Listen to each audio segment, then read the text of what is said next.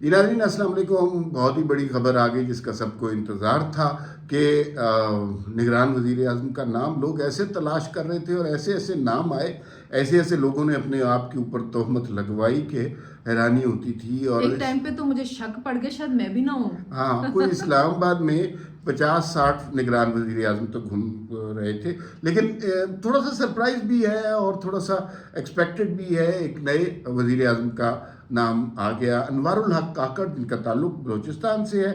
ان کا نام بہرحال سامنے آ گیا. وہ کون ہے, ان کی شخصیت کیسی ہے, کیا کیا ان کے سیاسی ترجیحات ماضی میں رہی ہیں, اس کے بارے میں ہم بات کریں گے. لیکن یہ خبر بہرحال بہت بڑی ہے. دیکھیں ہمارے کچھ صحافی دوست ہیں, ایک دو ہی, جنہوں نے بہت پہلے سے 1-1.5 مہینے پہلے سے یہ بات کہنی شروع کر دی تھی کہ جو بھی وزیر اعظم نگران آئے گا وہ کسی چھوٹے صوبے سے آئے گا. پھر جب یہ نام بھی آ رہے تھے, کبھی اسحاق ڈار کا نام آ رہا تھا, بلکہ پرسوں تک تو جلیل عباس جیلانی کو بنا دیا گیا ہوا تھا نا, لوگ مبارکبادی بھی دینا شروع کر دیے تھے. تو اس وقت بھی وہ جو صحافی تھے جو کہہ رہے تھے کہ بلوچستان یہ چھوٹے صوبے سے آئے گا, انہوں نے کہا تھا کہ ان کا نام نہیں ہے. آج اچانک 1:30 بجے کے قریب میڈیا کے اوپر یہ سٹوریاں بریک ہونی شروع ہو گئی کہ جی انوار الحق کاکڑ جو ہیں ان کا نام آئے گا. اور وہ نام ایسا تھا کہ جتنی لسٹ آتی رہی تھی اس میں ان کا نام نہیں تھا. تو زیادہ تر لوگ جس کو سمجھ رہے تھے, جو لوگوں کو اسٹرانگ امیدوار لگ رہا تھا, وہ اسحاق ڈار صاحب بھی تھے. اچھا, اسحاق ڈار صاحب جو تھے ان کا جب نام آیا تھا تو نواز لیگ کے اندر سے آوازیں اٹھی تھی. جو ایک کہا جاتا ہے نا شہباز گروپ اور نواز گروپ, تو جو شہباز گروپ تھا ان کے وزراء نے کہا نہیں یہ تو پھر الیکشن کی نیوٹرلٹی کے اوپر کوسچن مارک لگ جائے گا. پھر لوگوں نے بھی تنقید کرنی شروع کر دی. تو پتہ نہیں یہ نام کس نے دیا تھا, لیکن اس وقت اسحاق ڈار صاحب نے سٹوری پوری کروائی گئی تھی, ٹریبیون میں سٹوری آئی تھی, اور اسحاق ڈار صاحب نے کہا تھا پھر اسی رات کسی انٹرویو میں کہ مجھے جو بھی ذمہ داری دی جائے گی میں ایسے طریقے سے عہدہ بڑھاؤں گی. لیکن انوار الحق کاکڑ اچانک کہیں سے نکل کے آگے, وہ نام جو اسلام آباد کی گلیوں میں گردش نہیں کر رہا تھا, وہ نام وزیر اعظم بن گیا. اچھا, اس میں نا چلے اب نام تو آ گیا, اس میں فرینکلی اسپیکنگ ہمیں اپریشیٹ کرنا چاہیے. اپریشیٹ کیا چیز کرنی چاہیے؟ میری کوئی انوار الحق کاکڑ صاحب سے زیادہ ملاقات نہیں ہے, زیادہ شناسائی نہیں ہے, ابھی میں نے ان کے بارے میں جاننا شروع کیا. ایسے موقع پہ جب بلوچستان میں لوگوں کی بہت محرومیاں ہیں, بہت سے مسائل ہیں, اس موقع پر ایک ایسے صوبے کا وزیر اعظم آنا جہاں بہت ہی عجیب و غریب قسم کی تحریکیں بھی چل رہی ہیں, جہاں پہ علیحدگی پسند آوازیں بھی اٹھ رہی ہیں, اس صورتحال میں ایک وزیر اعظم جس کا تعلق اس صوبے سے ہو تو وہ ایک اچھا سائن ملتا ہے, آپ کو اچھی نوید ملتی ہے. اس سے یوں لگتا ہے کہ بلوچستان آئسولیٹڈ نہیں ہے پورے پاکستان سے, بلوچستان پاکستان کا حصہ ہے, اور اسی کا ایک نمائندہ جو ہے وہ بالآخر نگران وزیر اعظم بنا. دوسرا, اب ہم بات کر لیتے ہیں کہ ان کے پروفائل کی, انوار الحق کاکڑ صاحب کی, کہ کیا یہ سب سے پہلے ان کا نام کام سامنے آیا جل مشرف کے دور میں. اس زمانے میں کوئی الیکشن وغیرہ بھی انہوں نے لڑا تھا, نواز لیگ سے لڑا تھا, ہار گئے تھے. اچھا, پھر نہیں کاف لیگ سے لڑا تھا میرے خیال میں, اور اس کے بعد ابھی پچھلے دنوں یہ کچھ دوستوں سے مشورے کر رہے تھے کہ مجھے نون لیگ میں شامل ہو جانا چاہیے یا نہیں شامل ہونا چاہیے. 2013 کی جو گورنمنٹ تھی ادھر بلوچستان میں, 2015 میں یہ گورنمنٹ کے ترجمان تھے, یعنی کہ نواز لیگ میں تھے. جو باپ پارٹی بنائی گئی تھی نا, یہ اس میں ایکٹیو تھے. انہوں نے باپ پارٹی بنانے کا وہ کردار ادا کیا تھا, اہم کردار ادا کیا تھا. دوسری بات یہ بھی ہے کہ کچھ ٹائم پہلے جب یہ جام کمال وغیرہ مریم نواز سے ملے, یہ بھی اس گروپ میں شامل تھے. یہ اس گروپ میں شامل ہیں کہ جو باپ کے جو آنا چاہ رہے تھے نواز لیگ کے اندر.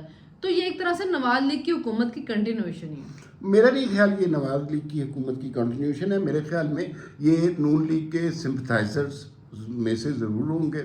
اور بلوچستان میں آپ کو پتہ ہے کہ سیاسی جماعتیں اتنی اسٹرانگ نہیں ہیں, یا سیاسی جماعتوں کے نمائندے یا ان کے نام پر لوگ اپنی وفاداریاں نہیں رکھتے.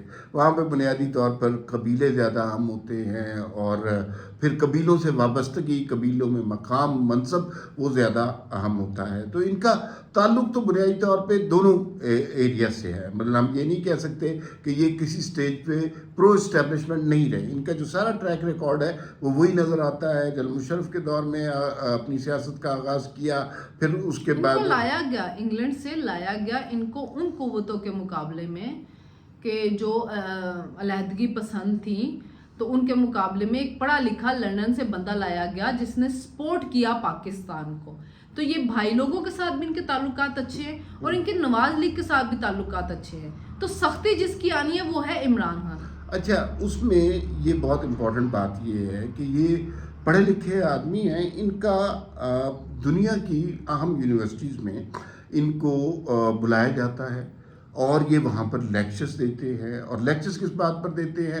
بلوچستان کی عمومی صورتحال، بلوچستان، اس کا امپیکٹ، بلوچستان کے بین الاقوامی سطح پر مختلف ممالک کے کیا مفادات ہیں، اس حوالے سے یہ ایک امپورٹنٹ رول ادا کرتے رہے ہیں اور بڑے اچھے اسپوکس مین رہے ہوئے ہیں. جو میں بات کرنا چاہ رہا تھا کہ ان کے دونوں ایریاز بنتے ہیں، مطلب یہ نون لیگ کے ساتھ سمپتھائزرز میں رہے ہوئے ہیں اور صحافیوں کے ساتھ بڑی اچھی جو اینٹی اسٹیبلشمنٹ صحافی ہیں ان کے ساتھ بڑے اچھے ان کے مراسم ہیں. اور یہ اکثر وہ جو ہے کوسار مارکیٹ الیٹ چائے خانہ جو ہے نا وہ کوسار مارکیٹ ہے، وہاں پہ ابصار عالم نے ابھی ٹویٹ بھی کی کہ وہاں پر یہ اکثر پائے جاتے تھے. یہ بھی حقان آبادی بھی، عمران خان بھی، تو وہ ایک ذرا الیٹ لوگوں کا چائے خانہ ہے.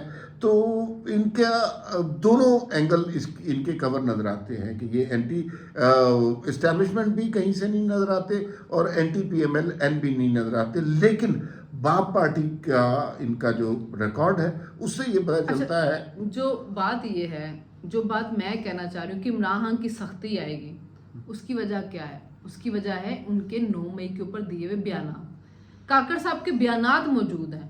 انہوں نے یہ بات کہی کہ عمران خان جو ہے ان کو اسٹیبلشمنٹ بھی لے کے آئی، ان کو میڈیا کے ایک سیکشن بھی سپورٹ کرتا رہا، ان کے ساتھ عوام کی بھی تھوڑی بہت سپورٹ تھی. تو اس وجہ سے انہوں نے 9 مئی کا یہ سارا واقعہ، لیکن 9 مئی کے واقعے میں کسی اور کو قصوروار نہیں سمجھتا، میں صرف عمران خان کو قصوروار سمجھتا.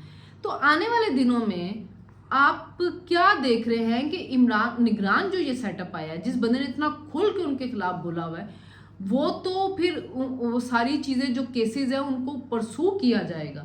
کسی جگہ پر رعایت ملتی نظر آ رہی ہے آپ کو؟ دیکھیے، جو کاکڑ صاحب کے بیانات ابھی ہم نے دیکھنا شروع کیے 9 مئی کے حوالے سے، اس میں تو وہ بڑے کلیئر ہیں، بالکل کلیئرٹی ہے ان کے خیال میں کہ 9 مئی جو تھا، 9 مئی جو ہے وہ بنیادی طور پہ پاکستان کا 9/11 تھا، جہاں ریاست سے بغاوت کی کوشش کی گئی اور عمران خان کی جانب سے یہ کوشش کی گئی. پھر اس کے بعد جو کچھ ہوا پھر ہم لمبی ڈبیٹ میں پڑ جائیں گے. لیکن کاکڑ صاحب موجودہ نگران وزیر اعظم جو کل حلف لیں گے اس سارے عمل کے مخالف رہے ہیں. تو اس کا مطلب ہے کہ اگر کوئی شخص یہ سمجھ رہا ہے کہ عمران خان کو کوئی رعایت ملے گی، عمران خان کی مشکلات میں یا پی ٹی آئی کی مشکلات میں کوئی اس دور میں کمی ہو جائے گی، تو وہ اس کی خام خیالی ہے. اس لیے کہ یہ اپنا مائنڈ، جسے کہتے ہیں اپنا مائنڈ پہلے ہی بتا چکے ہیں 9 مئی کے حوالے سے، اور یہ عمران خان کو قصوروار سمجھتے ہیں. اب عمران خان کے حوالے سے 2 قوتیں زیادہ اہم رہ گئی ہیں، وہ بھی آہستہ آہستہ عمران خان کا ساتھ چھوڑ جائیں گی یا وقت انہیں ایسی نہج پہ لے جائے گا. ایک تو صدر مملکت ہے اور دوسرا بندیال گروپ ہے، اور وہ جو تھوڑے عرصے میں ہم دیکھ لیں گے کہ وہ بھی ساتھ چھوڑ جائے گا. تو عمران خان کا مستقبل جو ہے وہ تاریک نظر آ رہا ہے، مشکل نظر آ رہا ہے. ابھی آپ نے دیکھا سوشل میڈیا پہ کیسی زبردست کیمپین کی گئی، بابر اعوان کے آڈیو میسج چل رہے ہیں کہ عمران خان کو پتہ نہیں ہے 8x8 کے پنجرے میں رکھا ہوا ہے، سانس لینے کی جگہ نہیں ہے. حالانکہ عمران خان کو B کلاس دے دی گئی ہے اور B کلاس میں کافی زیادہ سہولتیں ہوتی ہیں. تو یہ پروپیگنڈا کی ایک ایج ہوتی ہے اور میرے خیال میں عمران خان کے پروپیگنڈے کی ایج ختم ہوتی جا رہی ہے. یہ پارٹی پروپیگنڈے کے اوپر بنی ہوئی ہے، فیک نیوز دینے کے اوپر بنی. آپ یہ دیکھیں کہ انہوں نے جج دلاور کو، ہر دوسرے بندے کو جج دلاور میں، تو بھی جج دلاور، تم بھی جج دلاور. مریم نواز کا سیکٹری لندن گیا تو کہا جی جج دلاور جو ہے نواز لیگ کے ورک کے ساتھ گھوم رہا ہے. مریم نواز کی تصویر تھی، سما کے رپورٹر کوثر قادمی صاحب کو جی یہ جج دلاور ہے، یہ کر رہا ہے. پھر پتہ نہیں کس خاتون کی رینڈم ایک ویڈیو تھی 2 مہینے پہلے، تو اس رو رہی تھی عمران خان، تو اس کی ویڈیو لگا کے کہا کہ جی یہ جج دلاور کی بیوی ہے جس نے کہا ہمیں 10 ارب دیے گئے ہیں اسکل کرنے کے لیے، تو ہمیں نہ. تو وہ یہ پارٹی بیٹھی ہی پروپیگنڈے کے اوپر، وہ چلتی ہی پروپیگنڈے کے ساتھ ہے. لیکن یہ اس پروپیگنڈے میں بہت ماسٹر ہو چکی ہوئی ہے. ابھی آپ اس کے لیول پہ کوئی نہیں پہنچ پاتا. وہ ایک پروپیگنڈا کرتے ہیں، ان کا توڑ کرے وہ دوسرا لے کے آتے. بہت کریٹو مائنڈ لوگ وہاں پہ بیٹھے ہوئے ہیں. یہ بات میں کہوں گی کہ جتنا فیک نیوز، جتنا پروپیگنڈا اسکل ان لوگوں کے پاس ہے، کسی جماعت کے پاس نہیں جھوٹ پھیلانے کی. تو عمران خان کی چاہے آپ جا کے تصویریں کھینچ کے دے دیں، انہوں نے نہیں ماننا. انہوں نے وہی پروپیگنڈا کرتے رہنا کہ عمران خان بہت مشکل میں ہے, کیڑے چھوڑے ہوئے ہیں, چھپکلیاں چھوڑی ہوئی. ویسے جو حامد میر انہوں نے کہا کہ مجھے جیل وزٹ کرا دی جائے, شاید وہ وزٹ کر کے آگے کچھ بتا دیں. خیر ان کی باتوں پہ اعتبار تو کسی کو نہیں ہوتا. اچھا میں بس اس کو اب کنکلوڈ کرتے ہیں. پروپیگنڈا آج کل بڑا امپورٹنٹ ٹول ہے پولیٹکس میں, لیکن یاد رکھیے پروپیگنڈا کی ایج کم ہوتی ہے. ایک سٹیج ہوتی ہے کہ جہاں پر پروپیگنڈا ایکسپوز ہو جاتا ہے. عمران خان اس سٹیج پر آ گئے ہیں. ان کے ماضی کے سارے پروپیگنڈے اب بے نقاب ہوتے جا رہے ہیں. فی الوقت اتنا ہی, پھر ملاقات ہوگی. اللہ حافظ.